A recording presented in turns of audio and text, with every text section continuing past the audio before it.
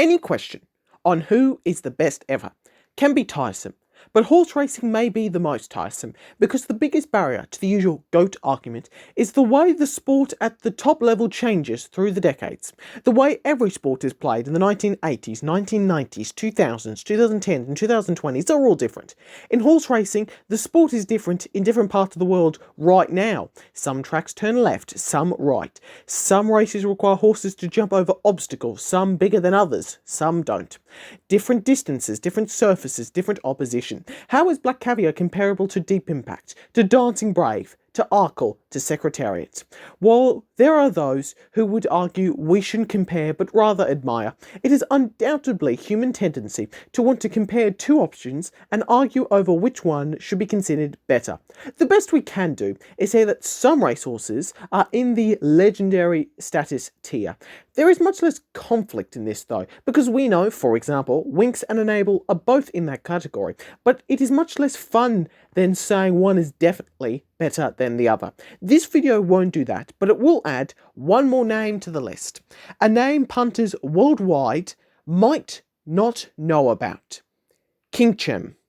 I have wanted to tell this story for so long. It would have been my first video if it wasn't for me realizing it was going to take a bit more work, and it would be better to release the video where I am as this video is coming out, as we are now more than 150 years since her birth. Yes, we are going a long way back for this one. From this point forth, this will be more of a PowerPoint presentation than a YouTube video. For the most part, I have no other option. This is your final warning.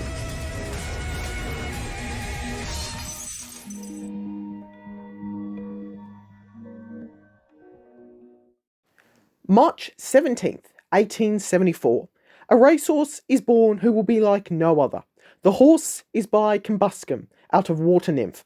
The sire was a brilliant two-year-old who won the July Stakes and was an even favourite with General Peel and Scottish Chef for the midwinter betting on the Derby of 1864. He ran fourth behind those two and the winner Blair Athol, but he did place in the other two classics of 1864, second to General Peel in the 2000 Guineas and third in the St. Leger behind Blair Athol.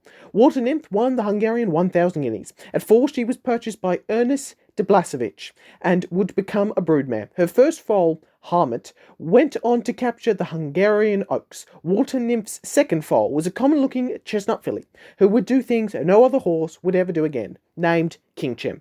De Blasevich decided to keep Kingchem and raced her himself. He sent her to trainer Robert Hesp, a colourful character. Born an Englishman, he travelled to Hungary and became a huntsman. Hesp later joined the Hungarian Secret Service and rose its leadership.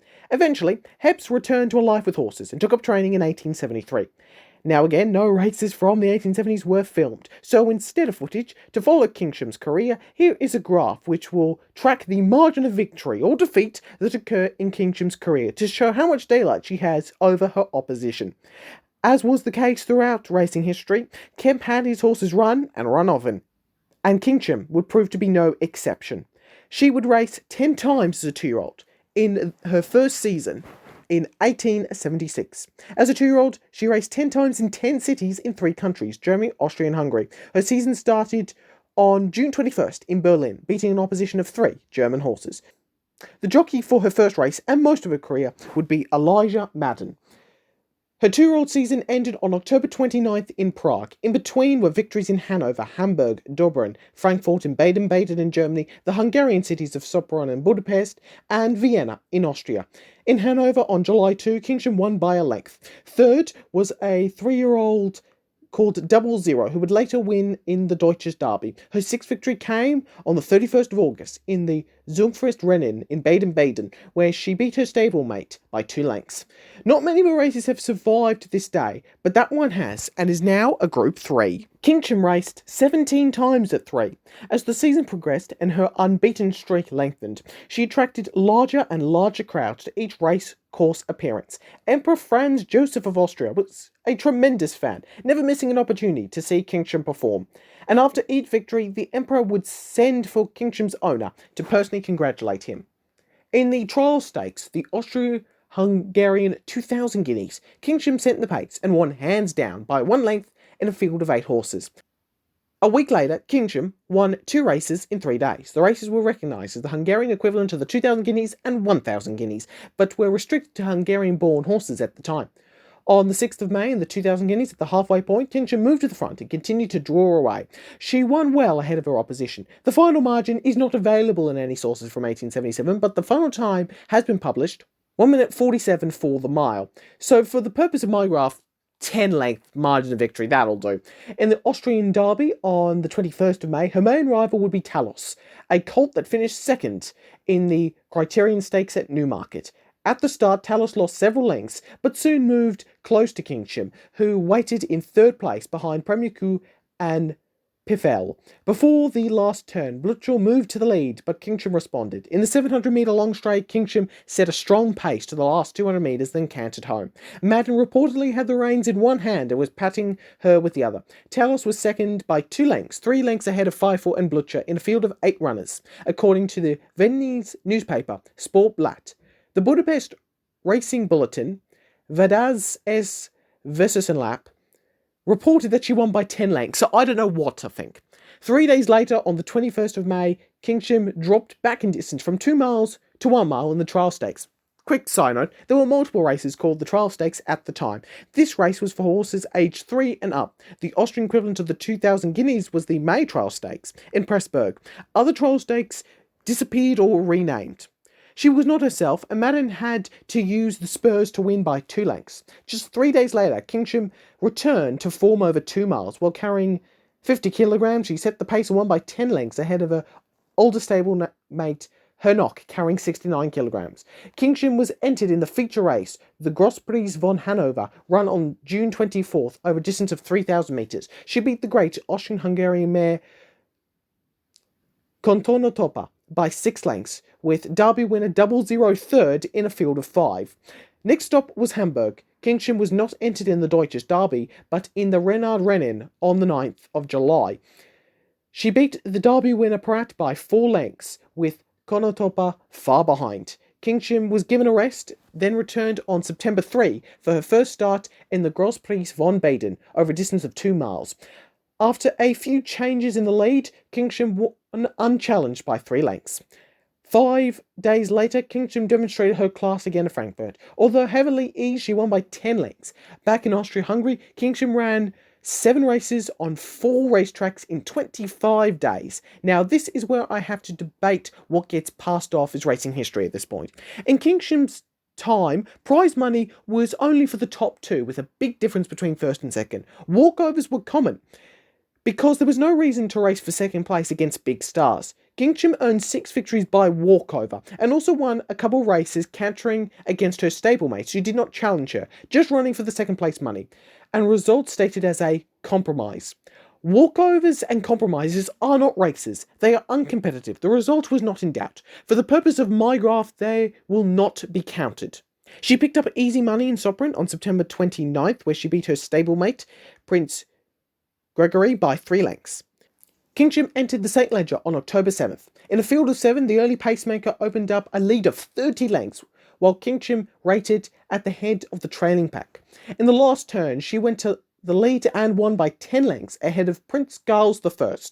2 days later, Kingsham entered the Hungarian Oaks, but at the time a race for fillies and mares aged 3 and up. Kingsham carried a weight of 60.5 kilograms. She again followed a long margin leader in second place and won easily, winning by 3 lengths. After a walkover in Vienna on October 14th, Kingsham travelled to Prague for a race on October 21 over a mile and a half. She met Prince Giles I for the second time and beat him by a length, leading all the way. 2 days later, she won in another walkover. Her victories at 3 were won at distances between a mile and 2 miles. 27 victories by the end of her 3-year-old campaign, though that number really should be 24, excluding the 2 walkovers and 1 compromise. But her 4-year-old season would be even more special.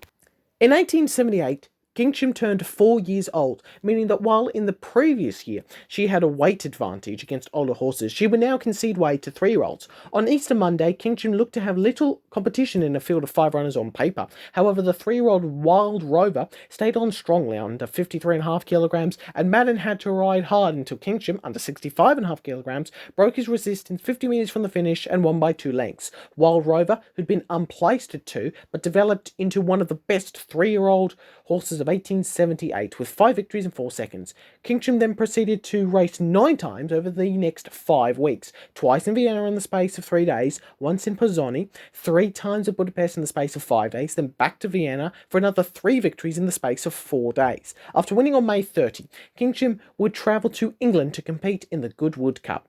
Kingsham and Madden stayed in Newcastle, but in mid-July, the racing stable and studs around Newmarket were affected by an epidemic, so Hess was forced to leave the area. The Duke of Richmond, owner of the Goodwood House next to the Goodwood Racecourse, accommodated the Hungarians for the 14 days leading up to the Goodwood Cup. There were originally 17 horses entered in the Goodwood Cup, held on August 1st, over 2.5 miles. This was reduced to 5 by race day, and then Old Cup winner Verneuil and Lord Clive were withdrawn at noon. Kingsham went off at odds of 3-1, the sole race in her career where she was not the odds-on favourite. The newspaper press wrote, "The race was run at a slow pace, which was not increased much until 3/4 of a mile from home, when Lord Falmal's host was beaten, and it looked 1,000-to-1 on Pageant, the Hungarian mare, being beaten and being ridden hard, shamefully so in fact, and Madam must surely have been apprenticed to a butcher. He has, I believe, ridden the mare in nearly all her races, and the only wonder to me is that there is anything left of her, as she was spur-marked from shoulder to tail. However, he kept at it, and catching Pageant 100 yards from home, won in a canter. And you thought the whip is controversial nowadays. In the Grand Prix de Deauville, over 1.5 miles, on August 18th, Kingsham's main rival would be Fontainebleau. The pace was set by its stablemate, Elevion, but Kingsham used him as her own pacemaker, following him at the front of the pack. On the backstretch, she went to the lead and only Fontainebleau could keep her pace. Kingsham held off his drive and won by half a length. On the way from Deauville to Baden-Baden, the Kingsham team had to use the French railways, which at the time were badly designed with lines focused to Paris. There was persistent rain before the Baden-Baden meeting in 1878, and on September 3, the day of the Gros Prix von Baden, over 2 miles, the area was hit by heavy rain. 5 runners went to the start, with Kingsham going off as the 1-8 favourite against her old rival Prince Charles I at 8-1. Other starters were Altona at 25-1, the sole German runner Purple at 40-1, and Visteco Jedno with no bets on him because his owner declared he was only running to try a muddy track before starting the next race. He was pulled up shortly after the start and Purple set the lead, followed by Altona, Prince Charles I and Kingsham last. In front of the stands, Prince Charles and Kingsham moved to 2nd and 3rd place. On the opposite side of the track, the pace increased and Altona was beaten. Purple led into the straight where Prince Charles struck, followed by Kingsham 3/4 of a length behind. Jockeys Tom Busby and Madden were working hard, with Kingsham closing inch by inch on a muddy track while carrying an extra 7 kilograms.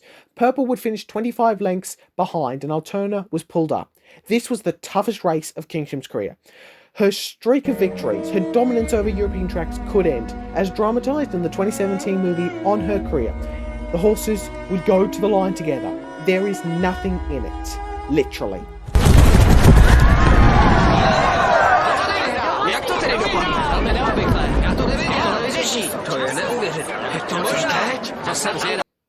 At the time, there were several options to determine the winner in the case of a dead heat, a deciding heat, the agreement of the owners, or a draw. Blasevich and Henkel decided to run a second heat, in which many turned to Prince Charles I due to the colt having a significant weight advantage. Nonetheless, Kingsham started favourite. Oh, just quickly, none of Kingsham's races would have used starting gates. All races would have started behind a strand tape, so the movie got that wrong. They ran head-to-head through the first half of the race, and Kingsham looked to have gained the upper hand on the far side. However, apparently a dog jumped onto the track trying to catch Kingsham. Both horses were scared and only started to calm on the turn, where Busby on Prince Giles I took advantage of the situation and went to the lead on the inside. Kingsham, ridden hard, fought back, closing more and more. Kingsham się nanechał przeprosić. Chce zwyciężyć.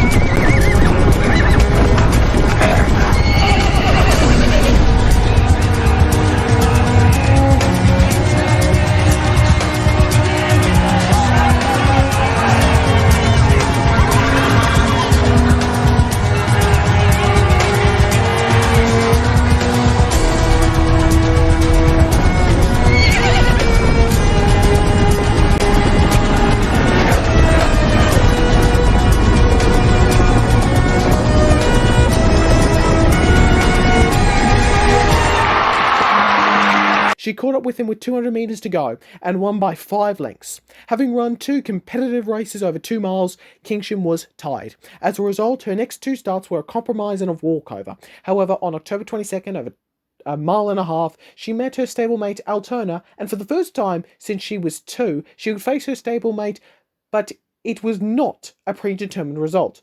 Alterna was ridden by jockey Tom Busby, who had been beaten by Kingsham many times, including on Prince Giles I.